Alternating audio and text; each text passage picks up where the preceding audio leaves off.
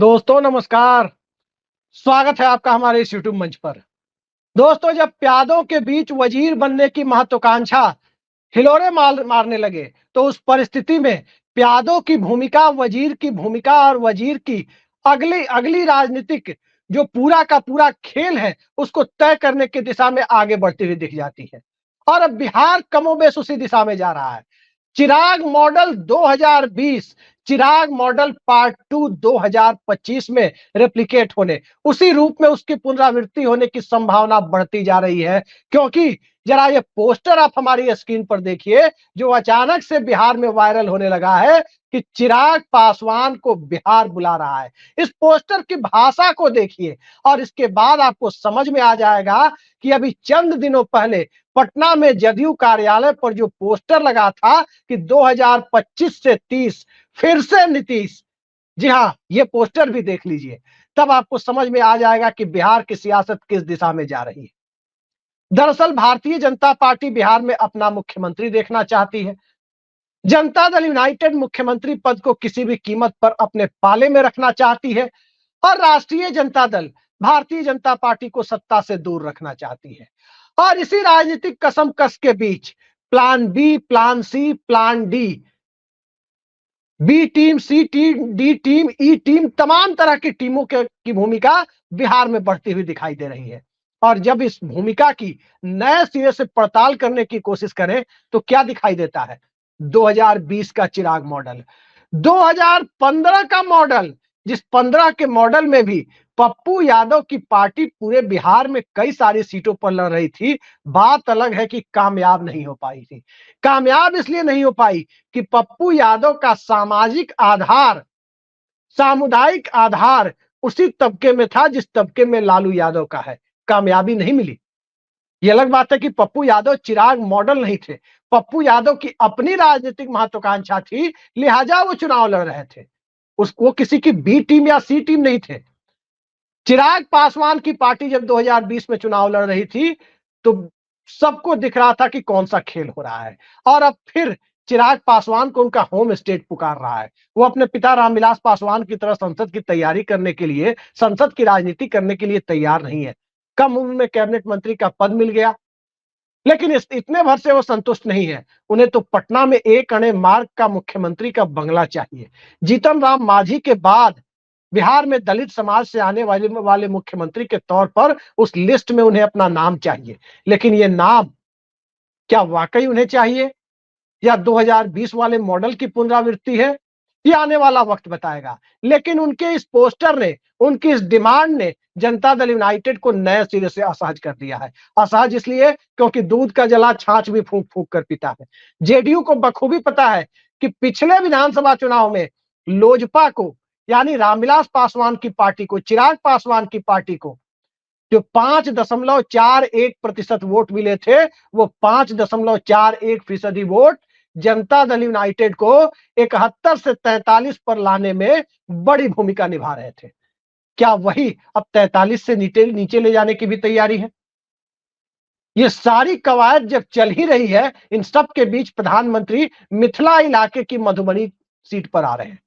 मधुबनी में वो पंचायती राज दिवस पर 24 अप्रैल को संबोधित करेंगे। जब 24 अप्रैल की तारीख दिमाग में आती है, तो पंचायती राज दिवस के लिए ही नहीं, पंचायती राज के कार्यक्रम के लिए ही नहीं, दरअसल 24 अप्रैल की तारीख दो और वजहों से लोगों को याद आती है। एक वजह क्या है? सचिन तेंदुलकर का जन्मदिन। और बड़ी वजह क्या है? केशवानंद भारती जजमेंट के 52 साल पूरे होने। जी हाँ, 24 अप्रैल 1973 को ही केशवानंद भारती ने संविधान के मूल केशवानंद भारती मामले में सुप्रीम कोर्ट की संविधान पीठ ने सरकारों के हाथ बांध दिए थे। संविधान के मूल ढांचे में परिवर्तन नहीं हो सकता था। और उन्हीं सब चीजों को लेकर अब उपराष्ट्रपति जगदीप धनखड़ केशवानंद भारती से लेकर आर्टिकल 142 तक को परमाणु मिसाइल तक करार देने की हद तक जा रहे हैं। तो सत्ता की कसमसाहट जग जाहिर है। लेकिन बिहार के परिप्रेक्ष्य में इस कसमसाहट को देखें तो जहां संविधान और संविधान संरक्षण का मुद्दा, संविधान को बचाने का मुद्दा, संविधान बचाओ का आंदोलन कहीं ना कहीं सीधे सीधे सामाजिक न्याय और आरक्षण की लड़ाई से जुड़ जाता है, तो मंडलवादी पार्टियों के ऊपर कमंडल की ताकत बड़ी हो जाएगी। नीतीश कुमार और लालू यादव की सामूहिक ताकत के ऊपर या अलग अलग ताकत के ऊपर भी भारतीय जनता पार्टी की कमंडल की ताकत हावी हो जाएगी। ये बात आसानी से गले नहीं उतरती। और कैसे नहीं उतरती? अगर इसे बिहार की राजनीति में फ्लिप फ्लॉप के तरीके से राजनीति करने के लिए मशहूर जनता दल यूनाइटेड यानी नीतीश कुमार की पार्टी कभी इस पाले में तो कभी इस पाले में, जो बार बार बिहार में भाजपा और राजद को पाला बदलवाती रहती है, उसकी राजनीति के नजरिए से देखें तो दो तीन बातें 24 अप्रैल की मधुबनी रैली को लेकर साफ हो जाती। उस रैली के लिए लगे हुए कौन है? भाजपा से ज्यादा जदयू के लोग। शायद उन्हें इस बात की उम्मीद है कि नीतीश कुमार मुख्यमंत्री पद का चेहरा घोषित कर दिए जाए। यह अलग बात है कि 2020 में चेहरा घोषित भी थे, तब भी चिराग मॉडल हुआ था। ललन सिंह प्रचार कर रहे हैं। ललन सिंह मंत्री बनने के बाद इतने दिनों तक शायद ही बिहार में दिखे जितना मधुबनी रैली के लिए दिख रहे हैं। मधुबनी उनका इलाका भी नहीं है, वो अंग प्रदेश से आते हैं, मुंगेर से जीते हैं और मिथिला में उत्तर बिहार में नेपाल बॉर्डर के जिले पर प्रधानमंत्री की रैली को सफल बनाने में लगे हुए हैं। उनके साथ साथ संजय झा भी लगे हुए हैं। लेकिन जरा मिथिला इलाके से ताल्लुक रखने वाले, किसी न किसी रूप में ताल्लुक रखने वाले जदयू सांसदों की लिस्ट को देखें तो लवली आनंद कहां है? रामप्रीत मंडल मधुबनी जिले से आने वाली झंझारपुर सीट के ही सांसद है, वो कहां है? दिलेश्वर कामत कहां है? मिथिला के सांसद हैं। दिनेश चंद्र यादव भी मिथिला के सांसद हैं जेडीयू के। ये सब तो मैदान में नहीं दिख रहे। सिर्फ और सिर्फ ललन सिंह और संजय झा ही जी तोड़ मेहनत क्यों कर रहे हैं? मुजफ्फरपुर जिले से 50,000 भीड़ ले जाएं लोग, हर विधानसभा से 5,000 लोग ले जाएं, ये कोशिशें करते हुए क्यों दिख रहे हैं? सबको समझ में आ रहा है कि जनता दल यूनाइटेड के भीतर धारा की लड़ाई ज्यादा मजबूत हो गई है। मंडलवादी ताकतें अब ज्यादा प्रभावी रूप में सामने आ रही है और मंडलवादी ताकतों के सामने खुद को नीतीश कुमार का सबसे कट्टर समर्थक साबित करने की होड़ में प्रधानमंत्री की रैली में प्रधानमंत्री से ऐलान करवाने की मंशा कि नीतीश कुमार ही 25 से 30 मुख्यमंत्री होंगे, इस उम्मीद में तो यह सब नहीं चल रहा है। क्योंकि एक बात तो तय मानिए कि पार्टी छोड़कर जाने के बाद दूसरी पार्टियों में कितना सम्मान मिलता है लोगों को, इस हकीकत से जदयू छोड़कर जाने वाले आरसीपी सिंह से तो पूछ कर देखिए। वो भी भाजपा में गए थे, क्या हाल हुआ? अपनी पार्टी बनानी पड़ी। लिहाजा ललन सिंह और संजय झा इस बात को बखूबी जानते हैं कि सियासत करनी है तो नीतीश कुमार के साथ ही करनी है। नीतीश कुमार की सियासी इच्छा क्या है मौजूदा दौर में? प्रधानमंत्री पद पर जब चुनाव आएगा, हालात बनेंगे, वो अलग की बात है। अभी फिलहाल उनकी इच्छा यही है कि 25 से 30 कुर्सी कैसे बचे। तो ये कोशिशें वो व्यक्तिगत रूप से प्रधानमंत्री की रैली के लिए कर रहे हैं, जिसमें जदयू बहुत ज्यादा इच्छुक नहीं है।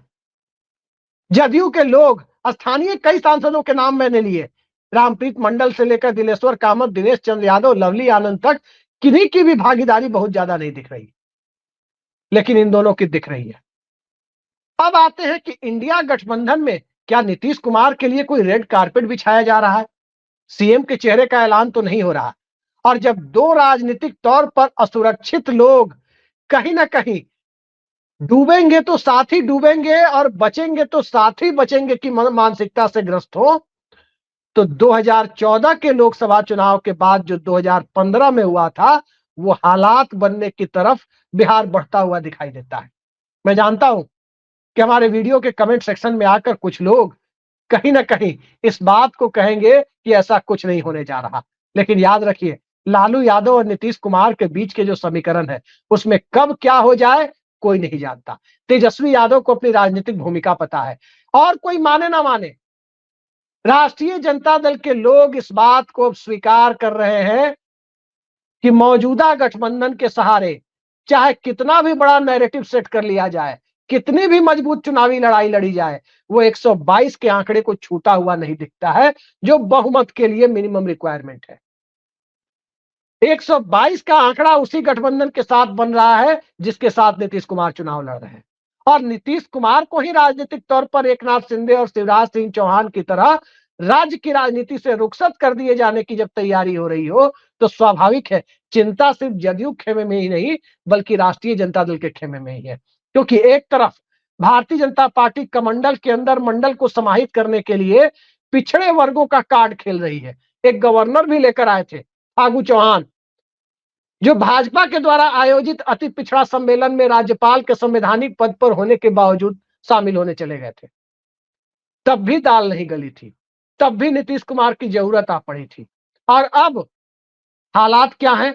अब तो अकलियत समाज से, अल्पसंख्यक समाज से आने वाले आरिफ मोहम्मद खान गवर्नर बनाकर लाए गए हैं। वही आरिफ मोहम्मद खान जिनकी केरल की लेफ्ट फ्रंट सरकार के साथ एकदम नहीं बनी, वही आरिफ मोहम्मद खान जिनके वोट से अटल बिहारी वाजपेयी की सरकार एक वोट से गिर गई थी, और वही आरिफ मोहम्मद खान जो साहबानो मामले पर कांग्रेस पार्टी से विद्रोह करने की स्थिति में चले गए थे। लेकिन अब आरिफ मोहम्मद खान वो आरिफ मोहम्मद खान नहीं है। अब संघ के भगवा चोले में ऊपर से नीचे तक सराबोर आरिफ मोहम्मद खान जब हिंदुत्व की पाठशाला में उस चाशनी में डुबो करके एक नए तरह के कलेवर के साथ पटना पहुंचे हैं, तो उस कलेवर को पटना का राजभवन भले ही पसंद करे, राजभवन की चार दीवारी के बाहर का बिहार कितना पसंद करता है, इस बात को लेकर भाजपा का नेतृत्व भी भली भांति वाकिफ है। तभी तो कहा जा रहा है कि जितने बड़े चेहरे हैं सबको चुनाव में उतार दिया जाए।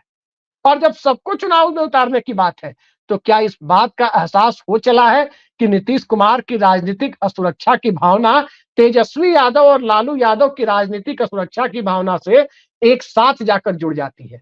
तभी अभी 2-3 महीने पहले का लालू यादव का बयान आप देख लीजिए। जब उनसे पूछा गया, कैमरे के सामने उन्होंने कहा, जब उनसे पूछा गया कि बिहार में भाजपा अपना मुख्यमंत्री तो नहीं बना लेगी, तब क्या कहा था उन्होंने? यही कहा था, हम लोगों के रहते ऐसे कैसे भाजपा अपना मुख्यमंत्री बना लेगी। हम लोगों की परिभाषा के दायरे में नीतीश कुमार को ही रखकर यह बात बोली गई थी। ये बात करीब करीब सभी लोग जानते हैं। और अब जब चिराग पासवान खुलकर मैदान में आ गए, चिराग पासवान ने मुख्यमंत्री बनने की महत्वाकांक्षा सार्वजनिक तौर पर जता दी, तो ये बात अब साफ हो चली है कि चिराग मॉडल किसी न किसी रूप में दोहराने की प्रक्रिया आगे बढ़ रही है। वरना कौन सोच सकता है, यह कोई झारखंड नहीं है कि वहां कोई मधु कोड़ा की तरह मुख्यमंत्री बन जाएगा।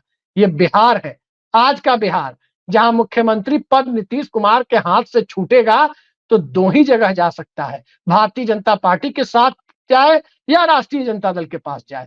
जो पार्टी एनडीए के अंदर 20 सीटों से ज्यादा की दावेदार नहीं है, उन्हें उनका होम स्टेट बुला रहा है, गृह राज्य बुला रहा है, तो क्या चिराग मॉडल पार्ट 2 एक नए तरीके से खेले जाने की परिस्थितियों को पैदा करने के लिए बुला रहा है, या वाकई एक अणे मार्ग में एंट्री करने के लिए बुला रहा है? दरअसल एंट्री के पहले एंट्री गेट को पार करना होता है, और एंट्री गेट को पार करने के लिए न तो राजनीतिक समीकरण चिराग पासवान के पास है, न ही राजनीतिक कौशल वैसा चिराग पासवान के पास है, और न ही उस तरह का नैरेटिव बना पाने में चिराग पासवान सफल हुए हैं। आज भी इस बात से कोई इनकार नहीं कर सकता कि जिस एज ग्रुप में चिराग पासवान है, जिस एज ग्रुप में प्रशांत किशोर है, तेजस्वी यादव है, या नीतीश कुमार के बेटे निशांत कुमार हैं, या दूसरे लोग हैं, सम्राट चौधरी हैं, इन सबको यदि एक साथ जोड़ करके आप देखें तो साफ जाहिर होता है कि नीतीश कुमार के अलावा राज्य की जनता मुख्यमंत्री पद के लिए अगर युवा नेताओं के बीच से बात की जाए तो तेजस्वी यादव के आसपास भी कोई नहीं ठहरता है, क्योंकि सबसे मजबूत राजनीतिक जमीन उनकी है। बिहार की राजनीति में सबसे मजबूती से वो जमे हुए भी है। ये अलग बात है कि तेजस्वी यादव को मुख्यमंत्री बनाने में संशय की दृष्टि रखने वाला तबका भी उतना ही बड़ा है जितना बड़ा तेजस्वी यादव का वोट बैंक है, और वही डिसाइडिंग फैक्टर बना करके या बन करके नीतीश कुमार के लिए आदर्श स्थिति मुहैया कराता रहा है।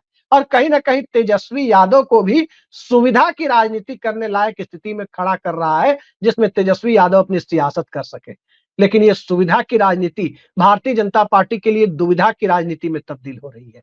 दुविधा कैसी? नीतीश कुमार साथ छोड़कर चले जाएं तो शायद भाजपा जाति जनगणना के बाद अब 25 सीटों की दावेदार नहीं है। नीतीश कुमार साथ रहकर चुनाव लड़े तो कैसे नीतीश कुमार की जगह शिंदे मॉडल को अपनाते हुए देवेंद्र फडणवीस की तरह अपना मुख्यमंत्री बिठा दिया जाए, ये कवायद की जाए। लेकिन देवेंद्र फडणवीस का हश्र लेकिन एकनाथ शिंदे का हश्र देखने के बाद नीतीश कुमार इसकी पुनरावृत्ति होने देंगे? यदि होने देते या होने देने की मंशा रखते तो जरा बताइए वो कौन सी परिस्थिति उत्पन्न हो गई कि भागलपुर में प्रधानमंत्री आते हैं तब भी निशांत कुमार फ्रंट पर आकर बयानबाजी करने लगते हैं, उनके बयान आने लगते हैं। और जब मधुबनी आने वाले हैं प्रधानमंत्री, तब भी निशांत कुमार फ्रंट पर आ जा रहे हैं और मुख्यमंत्री पद उनके पिता के पास रहे, इससे जुड़ा हुआ बयान ही वो लगातार दे रहे हैं। क्या यह संयोग है या प्रयोग है? और इसी संयोग और प्रयोग में लालू यादव भी अंकल हो जाते हैं, अमित शाह भी अंकल हो जाते हैं, तेजस्वी यादव भी छोटे भाई हो जाते हैं। ये अलग बात है कि बिहार की सियासत में हमेशा जब बड़े भाई छोटे भाई का मुहावरा चलता है तो वो लालू यादव और नीतीश कुमार के लिए चलता है। तो क्या अब अगली पीढ़ी में ये मुकाबला, ये मुहावरा बड़े भाई छोटे भाई वाला निशांत कुमार और तेजस्वी यादव के बीच चलेगा? नैरेटिव इसी तरह का सेट करने की कोशिश हो रही है, लेकिन इस नैरेटिव के लिए क्या बिहार की जनता तैयार है? या बिना बिहार की जनता चुनावी हिंदुत्व के गाय गोबर वाली राजनीति में डूबने के लिए तैयार है? यही वो पॉइंट है, यही वो मुद्दा है जिस मुद्दे पर जाकर किंग कर्तव्य विमूढ़ वाली स्थिति बनती है कि आखिर जाए तो कहां जाए। तमाम तरह के मुद्दे, डोमिसाइल का मुद्दा है, बेरोजगारी का मुद्दा है, आईटी सेक्टर में बड़ी संख्या में लोग हैं लेकिन बिहार में आईटी हब नहीं है, वो मुद्दा है। ये तमाम मुद्दे चल रहे हैं, लेकिन तमाम मुद्दों के ऊपर जो मुद्दा हावी है वो मुद्दा यही है कि सियासत का चाल चरित्र और चेहरा पोस्ट नीतीश कुमार कैसा होगा। और क्या पोस्ट नीतीश कुमार के हालात 25 में पैदा हो गए हैं या 2030 तक इसके लिए इंतजार करना होगा? इन्हीं दोनों के बीच अगले 2-3 हफ्ते की सियासत में बिहार में बड़े बदलाव की गुंजाइश दिख रही है। चिराग मॉडल आगे बढ़ा तो नीतीश कुमार मॉडल भी 2015 की तरह महागठबंधन की शक्ल में तेजस्वी यादव के साथ आगे बढ़ा। चिराग मॉडल पीछे गया तो तय मानिए नीतीश कुमार के नाम का ऐलान मधुबनी में ही प्रधानमंत्री कर देंगे। और अगर ऐलान मधुबनी में नहीं हुआ तो बिहार की सियासत में मंडल राजनीति की दोनों धाराएं, तीर और लालटेन वाली धारा एक साथ होगी और एक बार फिर कमंडल के हाथ न खुदा मिला न विसाले सनम वाली परिस्थितियां उत्पन्न हो जाएंगी। फिलहाल बिहार इस राजनीतिक तमाशे को देख रहा है और इस राजनीतिक तमाशे को कब तक देखेगा, क्योंकि तमाशबीनों के बीच में मदारी की भूमिका में न तो जनता है, न राजनीतिक पार्टियां हैं, न राजनीतिक नेता है। मदारी की भूमिका में यहाँ वो राजनीतिक परिस्थिति है जिस परिस्थिति में जब तक विकल्प नहीं तब तक नीतीश ही सही। ये आरजेडी कैंप की दबी ढकी या सार्वजनिक तौर पर कहे जिसे सभी जानते हैं लेकिन दबी ढकी है वो इच्छा है। और दूसरी तरफ भारतीय जनता पार्टी अपना तेज चेहरा तो चाहिए, लेकिन नीतीश कुमार के बिना चुनाव लड़ने की सोच भी नहीं सकते। तो पर्दे के पीछे से महाराष्ट्र मॉडल के तहत नीतीश कुमार को निपटाने की जो अदम्य इच्छा है, इन सब के बीच नीतीश कुमार क्या करेंगे, थोड़ा इंतजार कीजिए, मधुबनी रैली का इंतजार कर लीजिए, फिर सब कुछ आपके सामने होगा। और फिर तमाम तरह के कमेंट्स जो आपके वीडियो में होते हैं उसका भी हमें इंतजार रहेगा। आज के लिए इतना ही। नमस्कार।